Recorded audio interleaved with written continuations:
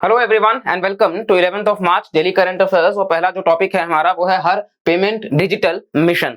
तो ये कहीं ना कहीं आरबीआई ने रिसेंटली लॉन्च किया है और इस वजह से करंट अफेयर्स का मुद्दा बना हुआ है। तो इसको हम यहाँ पे देखेंगे कि ये हर पेमेंट डिजिटल मिशन आखिर है क्या और एग्जाम में कैसे क्वेश्चंस बन सकते हैं। आरबीआई ने लॉन्च किया इस मिशन को ताकि वो हर नागरिक के लिए एक यूजर फ्रेंडली बना सके डिजिटल पेमेंट्स को बढ़ावा देने के लिए। ठीक है, साथ साथ में आप देखोगे तो इस कैंपेन को लॉन्च किसने किया है, तो आरबीआई ने किया है। डायरेक्ट क्वेश्चन हो सकता है हर पेमेंट डिजिटल मिशन किसके द्वारा है, आरबीआई के द्वारा है। इसके अलावा इसका एम क्या है, तो हर नागरिक जो है देश में कहीं ना कहीं वो डिजिटल पेमेंट्स को एक्सेस कर सके। और इसके साथ साथ वो मतलब डिजिटल पेमेंट्स अवेयरनेस वीक भी चलाया जा रहा है इसी को लेकर के। थीम क्या है इस अवेयरनेस वीक का, तो adopt digital payments and teach others also. खुद भी आप सीखो और दूसरों को भी आप सिखाओ। ठीक है, ये थीम रहने वाला है इसका। साथ साथ आप देखोगे तो ये रीइंफोर्स कर रहा है किस तरीके से कि मतलब डिजिटल पेमेंट्स को हम बढ़ा सकते हैं। और साथ साथ में मतलब ये 2025 का विजन लेकर के चल रहा है। ठीक है, और बाकी कहीं ना कहीं मतलब डिजिटल पेमेंट्स को ही बढ़ावा देने से जुड़ा हुआ है। देश में कहीं ना कहीं रिजर्व बैंक ने यह भी इनिशिएट किया कि 75 डिजिटल विलेजेस का प्रोग्राम होना चाहिए, क्योंकि हमारा जो देश है उसकी आजादी को भी 75 साल पूरे हो चुके हैं। तो ये भी प्रोग्राम आरबीआई का ही है और इस प्रोग्राम के तहत पेमेंट सिस्टम ऑपरेटर्स जो होंगे वो अडॉप्ट करेंगे 75 विलेजेस को देश भर में, और जो कि कन्वर्ट किया जाएगा डिजिटल पेमेंट एनेबल्ड विलेज। ठीक है, नेक्स्ट टॉपिक जो हमारा है वो वाइस प्रेसिडेंट ऑफ इंडिया को लेकर के है। उम्मीद करते हैं कि आपको ये करंट अफेयर्स काफी पसंद आ रहे होंगे, क्योंकि ये करंट अफेयर्स जो क्वालिटी करंट अफेयर्स है और ऐसा करंट अफेयर्स आपको कहीं मिलने वाला नहीं है। इस हार्ड वर्क को आप भी कोशिश करिए कि अप्रिशिएट करिए और साथ साथ में सिंसियरली बस जुड़े रहिए इस लेक्चर के साथ में। वाइस प्रेसिडेंट ने अपॉइंट किया अपने स्टाफ को ऑन हाउस कमिटी। नाउ ये इंपॉर्टेंट नहीं है, इंपॉर्टेंट है वाइस प्रेसिडेंट का कॉन्सेप्ट। जैसा कि हम हमेशा करंट अफेयर्स को इसी तरीके से पढ़ते हैं और इस वजह से हम बोल रहे हैं कि यहाँ पे हम भी चाहेंगे तो वन लाइनर कवर करा करके आगे बढ़ सकते हैं, लेकिन अगर हम आपको डिटेल में पूरे स्टैटिक पोर्शन को भी कवर करा रहे हैं और एक्सटेंसिव रिसर्च आप तक किया जा रहा है आपके लिए, तो थोड़ा आप भी एफर्ट दे सकते हैं कि हमारा साथ दे सकते हैं इस इनिशिएटिव में। और अपने लाइक से, अपने सब्सक्राइब से, इससे ज्यादा आपसे कुछ मांग भी नहीं रहे। अपना वक्त आप दे रहे हैं यहाँ पर आकर के, उस वक्त का बस अच्छा इस्तेमाल करिए। नाउ जो ऑफिस है वाइस प्रेसिडेंट का वो आर्टिकल 63 में है। तो डायरेक्ट क्वेश्चन आ सकता है प्रीलिम्स में, आर्टिकल 63 याद रहेगा वाइस प्रेसिडेंट का ऑफिस से जुड़ा हुआ है। कॉन्स्टिट्यूशनल आर्टिकल्स जो कि 63 से 73 तक का है वो कहीं ना कहीं उनके क्वालिफिकेशंस की बात करता है, उनका इलेक्शन और removal vice president of India का 63 से 73। नेक्स्ट आप देखोगे वाइस प्रेसिडेंट जो है वो सेकंड हाईएस्ट कॉन्स्टिट्यूशनल ऑफिस है देश में। First highest president, second highest vice president.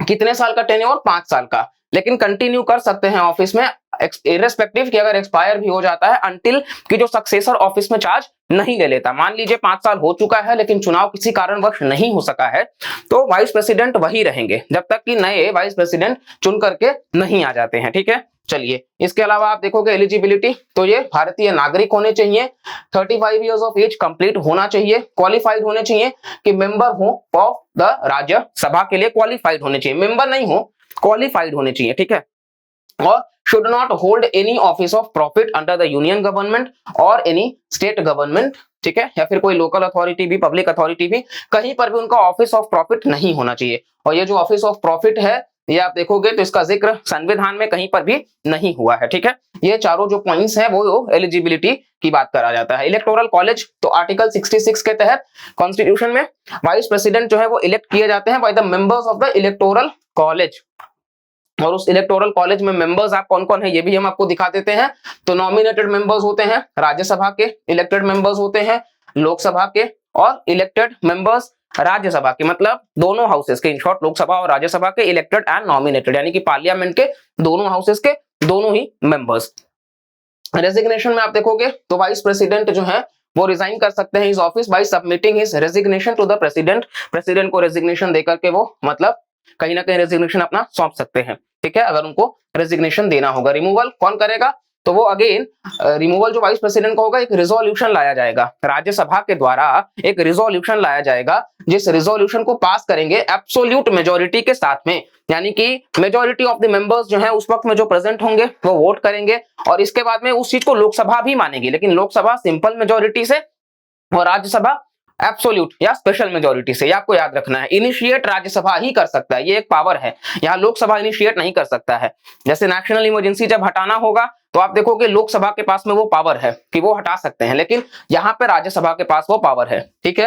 Next आप देखोगे ये जो रिजोल्यूशन है कहीं ना कहीं मतलब 14 दिन का नोटिस पीरियड के बाद ही सर्व किया जाना चाहिए, मतलब मिनिमम 14 दिन का वक्त दिया जाना चाहिए वाइस प्रेसिडेंट ऑफ इंडिया को। इसके अलावा ये एक्स ऑफिशियो चेयरपर्सन भी है राज्यसभा के, और इस वजह से कोई ऑफिस ऑफ प्रॉफिट होल्ड नहीं कर सकते एज पर आर्टिकल 64। नेक्स्ट आप देखोगे तो इनके पीरियड के दौरान वाइस प्रेसिडेंट जो है वो डिस्चार्ज करते हैं प्रेसिडेंट का भी फंक्शंस। साथ साथ में आप देखोगे तो कहीं ना कहीं कोई ऑफिस उनका मतलब वो परफॉर्म नहीं करते हैं कि मतलब किसी तरीके से मतलब राज्यसभा के लिए वो इनअकाउंटेबल कहे जाए। तो ये पूरा का पूरा कॉन्सेप्ट था जो कि हमारा वाइस प्रेसिडेंट से जुड़ा हुआ था। कुछ प्रॉब्लम रहे तो आप कमेंट सेक्शन में पूछ सकते हैं, और यहां से आपका काफी अच्छा ये कॉन्सेप्ट क्लियर हो चुका है। पॉलिटी का एक पूरा का पूरा चैप्टर आपने रिवाइज कर लिया वाइस प्रेसिडेंट का। Now next is the Pritzker prize 2023 recently दिया गया है। किसको दिया गया है? तो ये सर डेविड चिपरफील्ड, ठीक है, इनको प्रिट्जकर प्राइज 2023 दिया गया। ये बेसिकली एक ब्रिटिश आर्किटेक्ट है। एक्चुअली ये जो प्राइज दिया भी जाता है वो आर्किटेक्चर के फील्ड में हाईएस्ट कंट्रीब्यूशन के लिए दिया जाता है, और ये 2023 के लॉरेट हैं of the Pritzker architecture prize. ये आपके सामने उनकी तस्वीर यहाँ पे नजर आ रही होगी, सर डेविड चिपरफील्ड साहब का। नाउ इस प्राइज के बारे में जानते हैं। इसको एस्टैब्लिश किया गया था शिकागो प्रिट्जकर फैमिली इन 1979। कई बार डायरेक्ट ईयर पूछ लिया जाता है कि प्रिट्जकर प्राइज की शुरुआत किस साल की गई थी, तो 1979 से की गई थी। और इसके अलावा आप इसको नोबेल प्राइज ऑफ आर्किटेक्चर भी कह सकते हो। डायरेक्ट क्वेश्चन आ सकता है नोबेल प्राइज ऑफ आर्किटेक्चर कौन सा है? प्रिट्जकर है।